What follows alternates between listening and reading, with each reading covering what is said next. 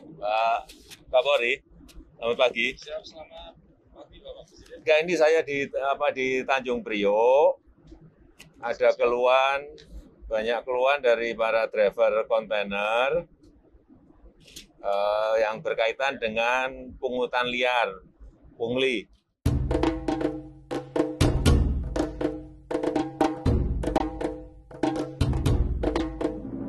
Assalamualaikum warahmatullahi wabarakatuh.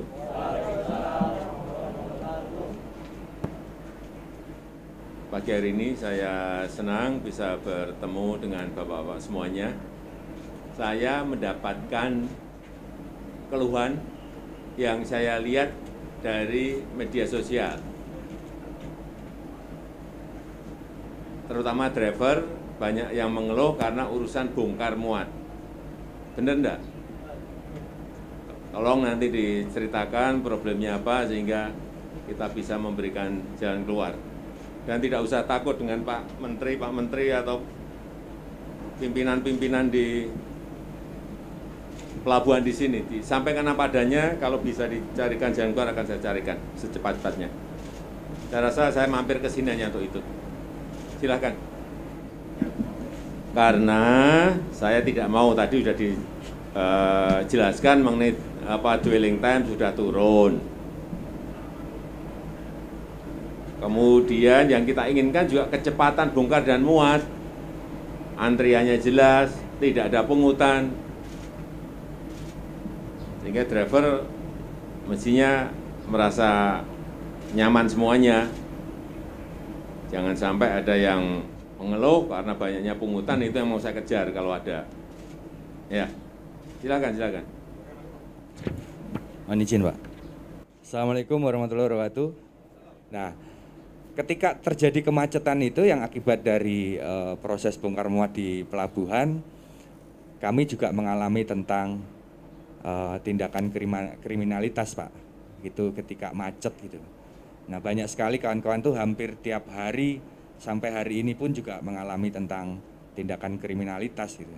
Ya, pada saat macet gitu, kawan-kawan ini diambillah barangnya. Kalau di Tanjung Priok ini sebutnya asmoro, Pak. Yang dia ketika macet itu ngambil barang dari kendaraan gitu secara diam-diam. Kemudian ada juga yang kalau dia terorganisir gitu preman-premannya di setiap daerah-daerah rawan gitu, dia naik ke atas mobil, Pak. Ini kan kontainer kan? Iya, kontainer Kan betul. nggak bisa dibuka.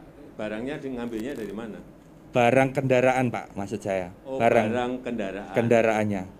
Kan dia ada ban setip, kadang aki, kadang juga handphone. Kalau dia berani naik ke mobil itu ditodong kita, Pak.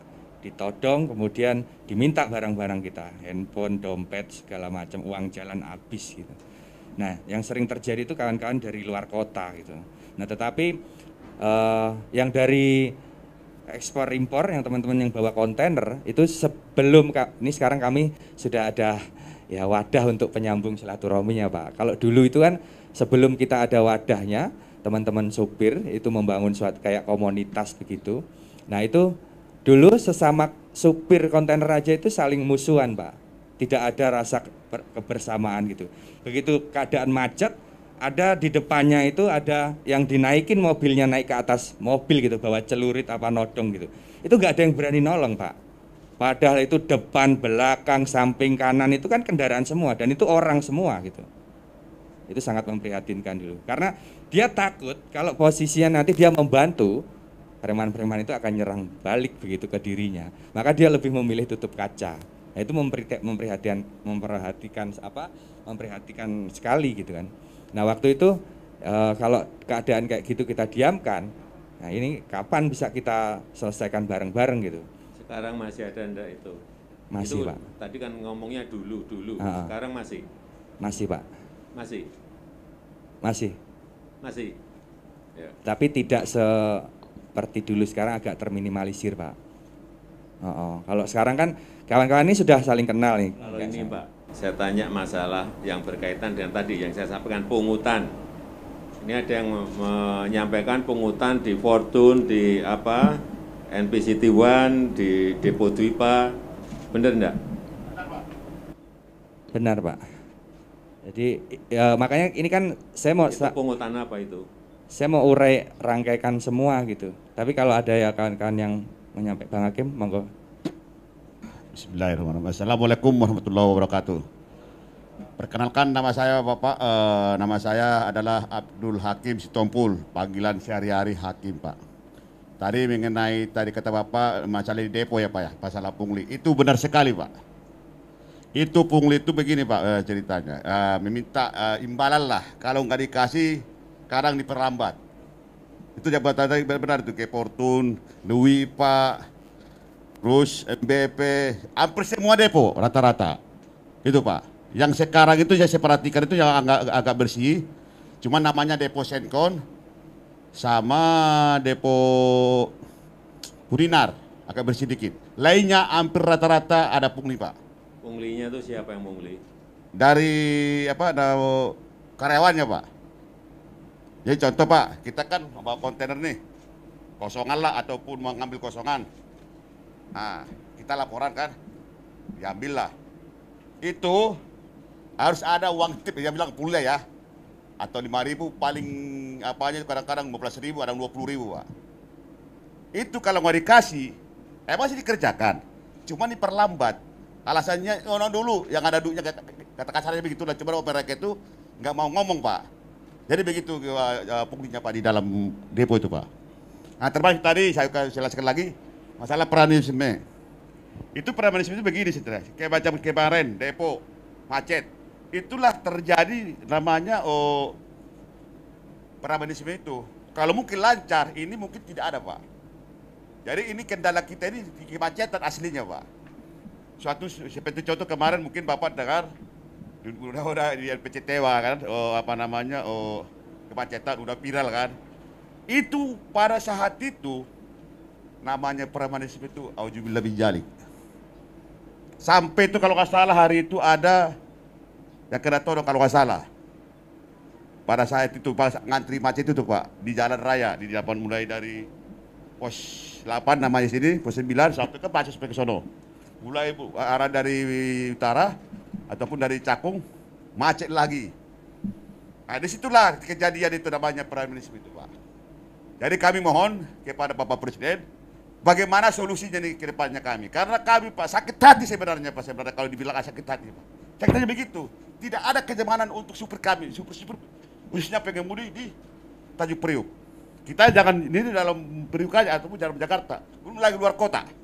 Luar kota hampir sama semua, pungli itu tuh banyak Pak. Premanisme banyak.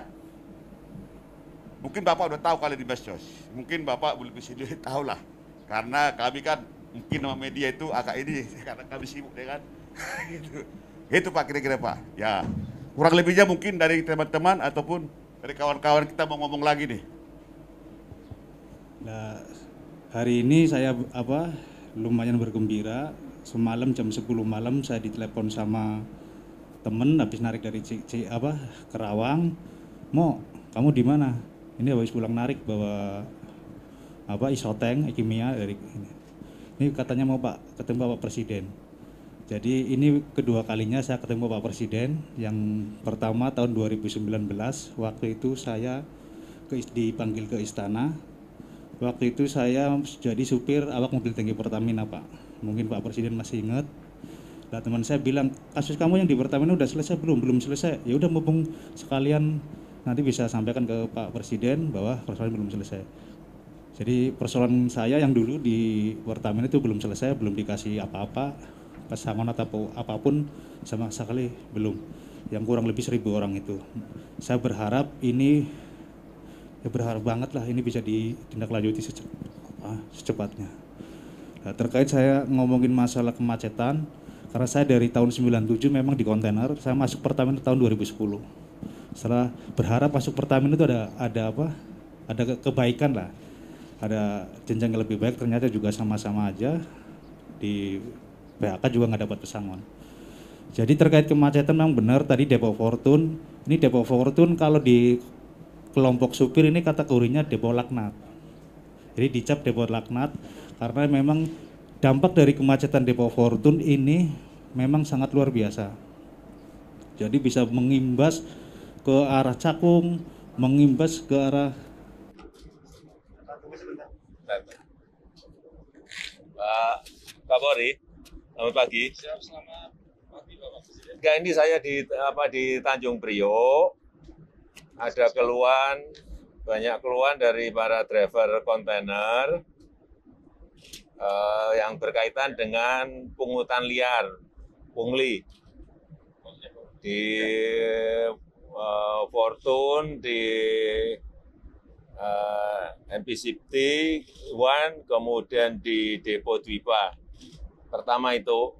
Yang kedua juga kalau pas macet itu banyak driver-driver yang dipalak sama preman-preman. Ini keluhan ini tolong bisa diselesaikan.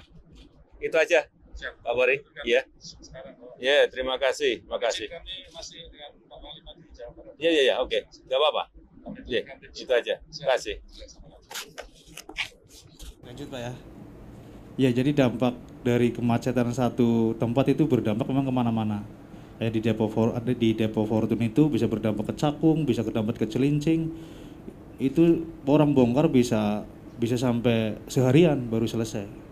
Nah, benar dikatakan dampak dari kemacetan itu akhirnya timbulnya premanisme itu. Nah, kita sudah beberapa kali memang bikin semacam klarifikasi ke depo tersebut karena ini berdampak luar biasa, tapi memang sampai saat ini belum ada perubahan yang konkret.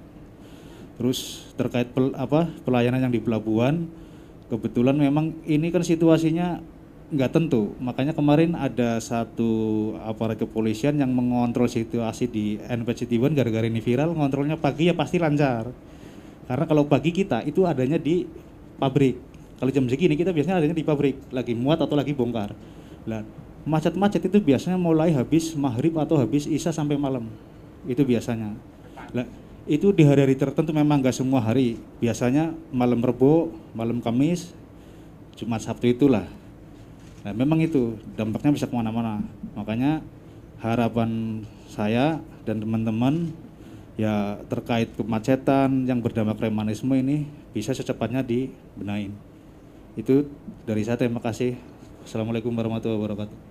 Ya, saya sudah nangkep semuanya apa yang diinginkan oleh bapak-bapak semuanya.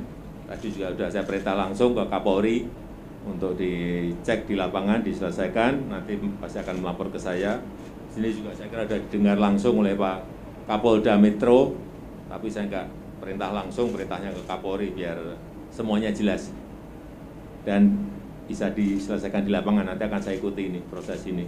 Nah, kalau keluhan-keluhan seperti itu tidak diselesaikan, udah pendapatannya sedikit, masih kena preman, masih kena pungli, itu yang saya baca di ini, di status di media sosial yang saya lihat